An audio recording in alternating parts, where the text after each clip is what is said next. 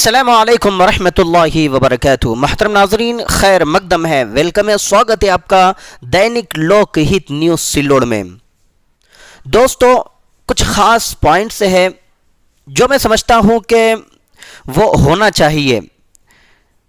تاکہ ہمارا سماج، ہماری سوسائٹی اور ہمارا بچوں کا جو آنے والا مستقبل ہے وہ روشن ہو۔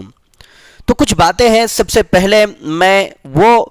بات جو اسکول سے شروع ہوتی ہے،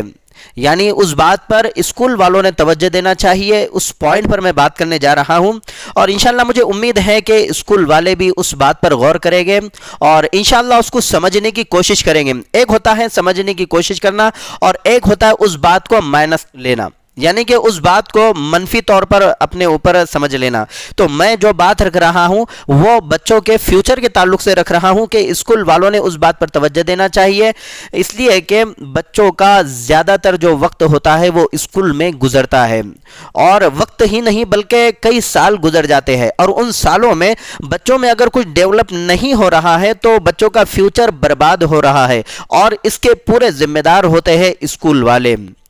اس لیے کہ تمام ذمہ داریاں جو جڑی ہے وہ اسکول سے جڑی ہے۔ اگر بچہ ایجوکیشن حاصل کرتا ہے، پڑھتا ہے، لکھتا ہے، اور نہیں لکھتا ہے، نہیں پڑھتا ہے، تو یہ ٹیچر کی ذمہ داری ہے کہ وہ اس کے پیرنٹس کو بلا کر سمجھائے، بتائے اور ان سے کہے کہ اگر آپ کا بچہ اس طرح سے نہیں کرے گا تو ہمیں اس کے لیے ایک نئی پنش یا ایک نئی سزا تجویز کرنا ہوگی، تاکہ اور میں نہیں سمجھتا کہ کسی پیرنٹس کو بلا کر اگر ٹیچر سمجھائے کہ آپ کے بچے میں یہ امپرومنٹ کرنا ہے، بچے کو پڑھتے نہیں آتا ہے، لکھتے نہیں آتا ہے، اور ہمیں اس کے تعلق سے اس طرح سے کام کرنا ہے اور آپ کو بھی کرنا ہے، تو میں نہیں سمجھتا کہ پیرنٹس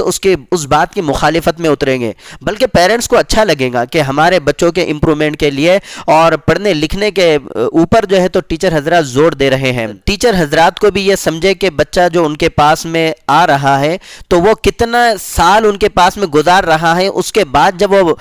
پڑھ کر باہر آتا ہے تو پھر وہ خالی ہوتا ہے، یعنی کہ روزگار کے تعلق سے بھی خالی ہو رہا ہے، اور اس کو لکھتے اور پڑھتے نہیں آ رہا ہے تو اس میں بھی وہ خالی ہے۔ تو اتنے وقت اس کا صرف اسکول میں وقت گزاری ہوئی ہے، اور یہ ذمہ داری ہے ٹیچر حضرات کی، اور ٹیچر حضرات نے اس پر توجہ نہیں دی۔ ناظرین، جیسا کہ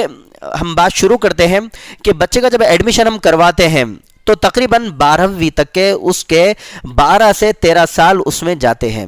اب 12 سے 13 سال کا وقت وہ اسکول میں گزار رہا ہے، اور ان اوقات میں اگر اس کو پڑھنا اور لکھنا نہ آئے تو یہ بہت ہی زیادہ اس کے لیے بیکار بات ہوگی، اس کے پیرنٹس کے لیے بھی اور اس کے لیے بھی۔ ایک تو پڑھائی لکھائی کے تعلق سے ہو گیا۔ اب دوسرا جو میں بات کرنے جا رہا ہوں وہ بات ہے، اصل بات ہے کہ بچہ اتنے سال جب اسکول میں رہ رہا ہے تو کوئی اس کو ہنر، یعنی کہ وہ اسکول سے نکلنے کے بعد میں بے روزگار نہ رہے، وہ صرف تعلیم کی بنیاد پر کہیں پر سروس اور جاب نہ ڈھونڈے، بلکہ اسکول والے اس کے لیے 9 سے ایک ایسا اسکول میں الگ الگ طرح کے ہنر، کہ جس طرح سے سلائی مشین ہے، الیکٹرانکس ہے، دیگر بہت ساری جو چیزیں ہیں جو جینٹس حضرات کر سکتے ہیں، جو گرلز کر سکتی ہے، ایسے تمام وہ ہنر وہ اپنے اسکول میں گورنمنٹ سے پرمیشن لا کر اوپن کریں، اس لیے کہ بہت ساری لڑکیاں جو ہوتی ہے وہ 12 سے 13 سال اپنے اسکول میں دے رہی ہیں، جو بوائز ہوتے ہیں وہ بھی 12 سے 13 سال اسکول میں دے رہے ہیں، اور جب اسکول سے باہر آ رہے ہیں تو ان کے پاس میں کوئی ہنر نہیں ہے، وہ جو اعلیٰ تعلیم حاصل کرنا چاہتے ہیں وہ بھی بے روزگار پھر رہے ہیں جب تک کہ ان کو جاب نہ ملے۔ تو جیسے کہ آپٹیکل کا ہنر ہو گیا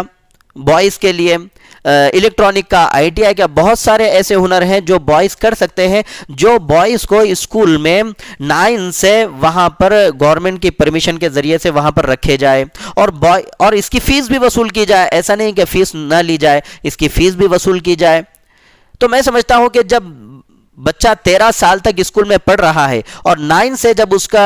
کوئی ہنر سیکھنے کا من کر رہا ہے اور وہاں پر وہ سیکھ رہا ہے، اور میں سمجھتا ہوں اس بات کو کمپلسری کر دینا چاہیے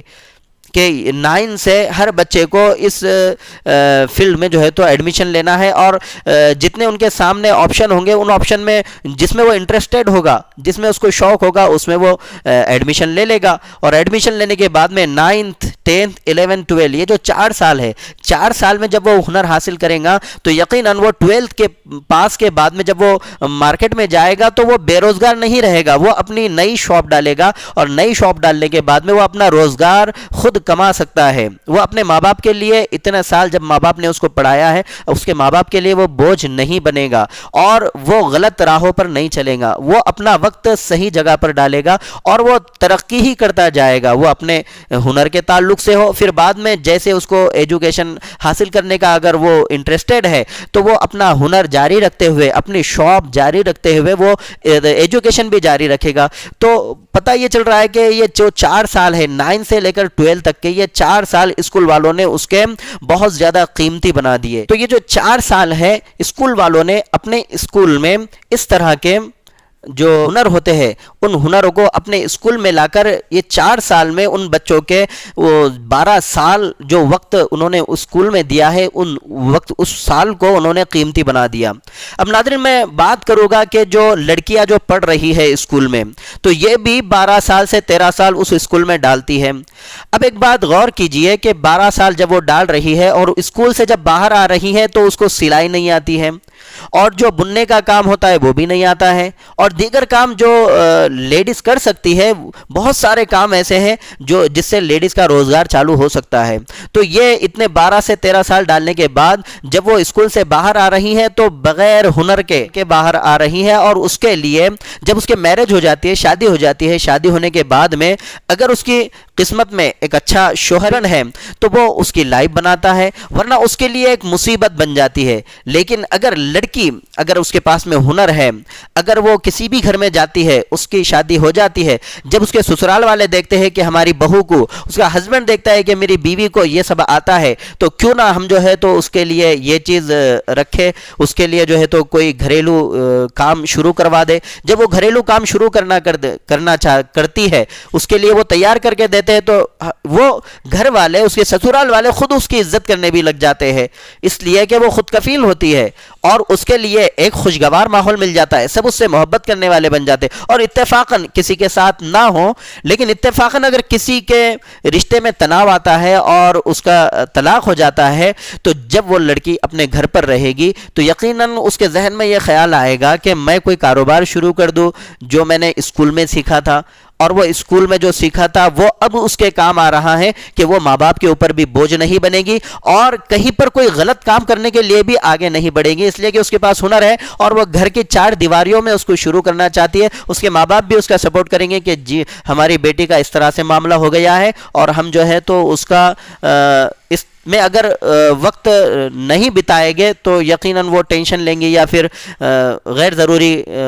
پرابلم میں پڑ جائے گی۔ تو ماں باپ بھی اس کا سپورٹ کرے گے، اور وہ ایک اچھی لائف، اچھی زندگی، خوشحال زندگی گزار سکے گی، اور کوئی گناہ میں، کوئی پرابلم میں نہیں پڑے گی۔ تو اسکول والوں کو چاہیے کہ اس بات پر غور کریں۔ میری چرچا باہر بھی ہوئی ہے، اور جب چرچا میری باہر ہوئی تو کچھ لوگوں کے ذریعے سے یہ باتیں میرے سامنے آئی ہیں جو میں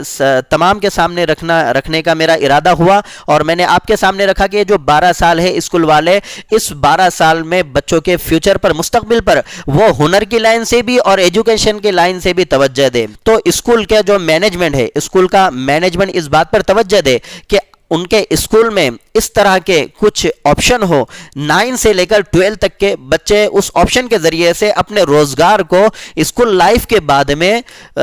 چلا سکے، اور ہو سکتا ہے بہت سارے بچے وہ اسکول کی لائف میں ہی ان روزگار کو سٹارٹ کر دے اور 4 سال میں بہت زیادہ ترقی کر لیں۔